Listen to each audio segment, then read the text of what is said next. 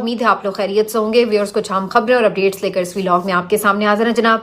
خبریں کافی پریشان کن ہیں کیونکہ جو ملک ہے ایک ایسی صورتحال میں اب آ چکا ہے کہ جہاں پر آگے معاملات سنبھلنے کے بجائے مزید بگڑتے اور خراب ہوتے نظر آ رہے ہیں. وہ کچھ ہو رہا ہے، وہ کچھ ہم دیکھ رہے ہیں، وہ کچھ ہم پڑھ رہے ہیں، وہ کچھ ہم سن رہے ہیں اور وہ کچھ ہم محسوس کر رہے ہیں جو ہم کبھی نہیں سوچنا چاہتے تھے.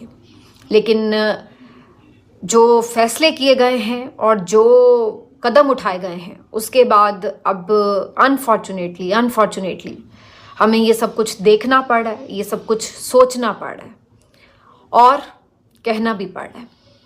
آج کے پی اسمبلی کا اجلاس ہوا اور اس میں تقریریں ہوئی ہیں. تقریروں میں ظاہر ہے علی امین گنڈا پور کی جو تقریر ہے وہ سب سے زیادہ آج ڈسکس کی جا رہی ہے. کیا انہوں نے اہم باتیں کی ہیں وہ آپ کے ساتھ میں شیئر کرتی ہوں. دوسری طرف ایک